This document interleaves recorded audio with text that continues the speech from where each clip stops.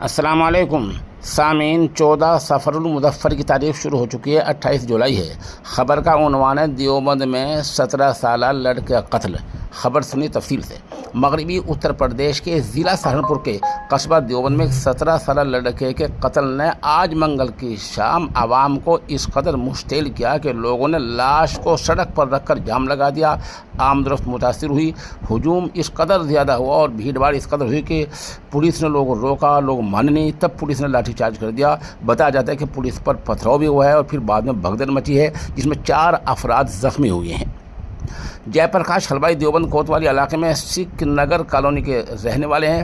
اس کا 17 سالہ بیٹا شیوا اتوار کی رات تقریباً 10 بجے لاپتہ ہو گیا تھا۔ اس کے والد نے تھانے میں گم شدگی کی رپورٹ درج کرائی۔ والد کے مطابق شیوا کو اس کے دوست تیجس، آدتیہ اور سوریش گھر سے لے گئے تھے، تاہم شیوا دیر رات تک گھر واپس نہیں آیا۔ گزشتہ روز جے پرکاش نے پڑوس میں شیوا کے دوست تیجس کو پکڑ لیا۔ شیوا کے بارے میں پوچھا تو وہ سوال کو ٹالنے لگا۔ شبہ ہونے پر اس کے گھر والوں نے اس کی پٹائی کر دی اور پولیس کے پاس لے گئے۔ پولیس نے سختی سے پوچھ تاچھ کی تو اس نے اعتراف جرم کر لیا۔ تیجس نے پولیس کو بتایا کہ میں نے شیوا کو مارا ہے، لاش کھیت میں پڑی ہے۔ پولیس رات میں تقریباً 12:30 بجے میدان میں پہنچی، جہاں شیوا کی لاش ملی۔ اس کے جسم پر زخموں کے نشانات تھے۔ اہل خانہ نے لاش کو شاہراہ کے بیچوں بیچ رکھ کر نعرے بازی شروع کر دی۔ کچھ دیر میں شاہراہ کے دونوں طرف گاڑی کو لمبی لائنیں لگ گئی۔